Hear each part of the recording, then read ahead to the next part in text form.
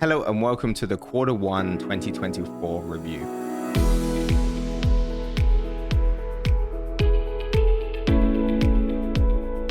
So before we start, I have a few business updates. The first one is that you may have seen that the dealer changed names. So it is now Aviso Wealth Management instead of Credential or Qtrade Securities. This happened just because 5 years ago, Qtrade and Credential merged and they formed a new company called Aviso. And then they're now getting around to changing the trading name to match that. It's the same company. The only difference will be when you go to log in online or you get statements in the mail, you'll see the name Aviso instead of Credential or Qtrade. The second thing that this brings is it means that there's been a change in the way that our email is administered. So it used to be tbyno, T-B-Y-N-O-E, at tcuwm.sk.ca, and that WM has now been dropped. So it's just tbynoe at tcu.sk.ca. A lot of this should be a pretty seamless transition, but it's an important distinction to make. If you're trying to reach me, it will have to be through the second email. And then finally, we hired. So we've added a new person to our team. Her name is Callie. She'll be the associate in Saskatoon. So if you're getting a call from her or an email from her, you can rest assured she can be trusted, and she is part of our team. So you're not wondering who's calling me. Okay. So I wanted to start right out the gate with the thing I want you to take away from this, and it's very similar to what it always is about investing to the right time frame. I've heard a lot of people, including advisors, talk about matching an account to a time frame and investing the entire account one way. And I want to make a very important distinction that within one account, you can have multiple time frames. Let's say you're talking to your kids and they're asking you for investing advice, and they have the goal of saving for retirement, the goal of buying a home, and the goal of going on a grand vacation. They can do all of those things within, let's say, a TFSA, and they can invest all those three different goals very differently. So it's important to remember that every dollar should be invested to when it's most likely to be used, not the account as a whole. And it's very evident even in retirement planning. The day you retire, you don't stop investing. Part of that money is going to be needed 20 years down the line. And again, invest for the right time frame. That means as you get older and you start to use that money, that portfolio will naturally be safer and safer and be more and more into bonds. But as I said, very important to invest for the right time frame. So that's what I want you to take away from this whole video. And then I also get the question a lot, what are you thinking about? What's on your mind? What's going on in the world that maybe concerns you or worries you? It takes a little bit to worry me and concern me, but there are a few things, especially over the last quarter, that have piqued my interest. The big two is going to be de-dollarization and the productivity levels in Canada. And really around the productivity levels, there are three typical ways that they will measure or goes into measuring productivity. And those three are capital intensity, labor composition, and a multi-factor productivity. And basically, what that means is like capital intensity is how effectively money is being put to work to make a job easier to do. Think of like a cardiologist, like a heart surgeon, getting a new piece of equipment to be able to replace heart valves quicker. It used to take 8 hours, now it takes 3 hours. That would be a way that money is being used to improve the productivity of the workforce. The second one is labor composition. So this is more about the skill set.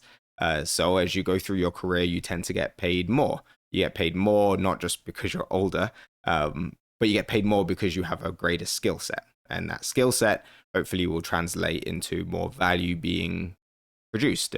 Maybe you might be quicker at your job, or you'll be able to do harder things, and you have more experience. So the value you create, the productivity goes up. And then the final thing kind of lumps in everything else, and that's the multi-factor productivity. And that is basically how effectively the first two things are being used. So say, for instance, that same surgeon, let's say that they are being used instead to splint broken fingers. Well, that's not a very good use of, first of all, the capital that went into building and buying that equipment, but it's also not a very good use of that person's skill set. They would be much better off doing what they're trained in their skill set is, replacing heart valves. So that's how they measure productivity. And the fact is, in Canada, it is low compared to our peers. Compared to the US, I kind of expect that. And that's honestly, I think that's a bad thing. But when you compare it to other G7 countries, we're even lagging behind them. And that is a cause of concern. It's a cause of concern for future growth. It's a cause of concern for now. So that's something that's on my mind.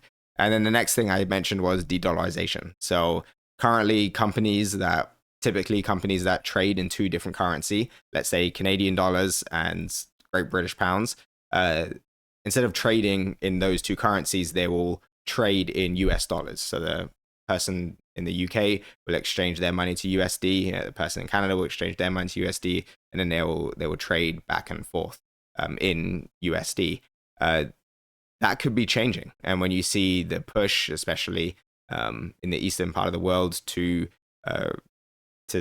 dethroning the USD as that trading currency per se, what does that mean for the global economy? And what shifts would have to happen in order to make sure that trade is still very accessible? It's an interesting thought experiment, I guess. The truth is, nobody really knows exactly what it would mean. We don't know exactly what would kind of replace that. Does this mean cryptocurrency? Does this mean a different type of currency? We don't know. Interesting thought experiment. Most important thing, though, is that none of these issues really will change the way that you invest. To invest is still, if you're doing it by the numbers and the data, you're still aligning your investments to the right time horizon. You're still staying very diversified. You don't have all your eggs in Canada. You don't have everything in the US. You have a globally diversified portfolio that allows you to take advantage of any changes, really.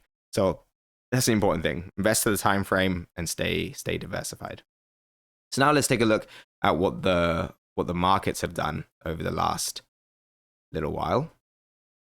Okay, so here we have the market returns as of the quarter. What you'll notice is most things are up. The consensus really was that interest rates would start coming down.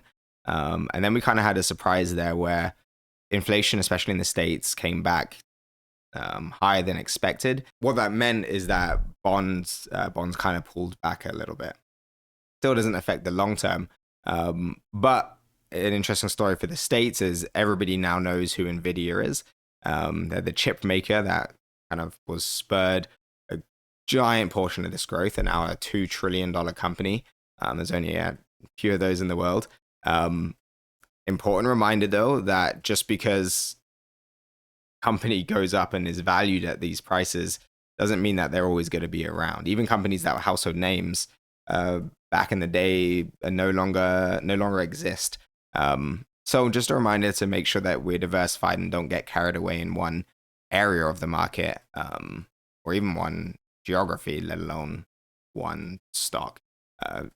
Don't really have to talk about 2000 to understand how quickly an entire section of the markets can be overvalued, and the havoc that can create for investors. It's not worth the games. Stay away from it. Stay diversified. Stick to a data-driven strategy for investing. The long term, and what actually really matters more, and this is why it's very important to just make sure you invest it to the right time horizon. In fact, the longer you go out, the actually more risky it is not to invest. And what you'll find is that various things, from inflation to economics to lots of things, will impact stock market returns in the short term. Long term, though, they're significantly more stable and honestly less risky than a lot of things.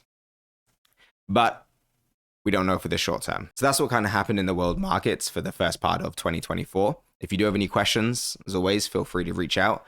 I hope you have a great spring, and I will see you in the next one.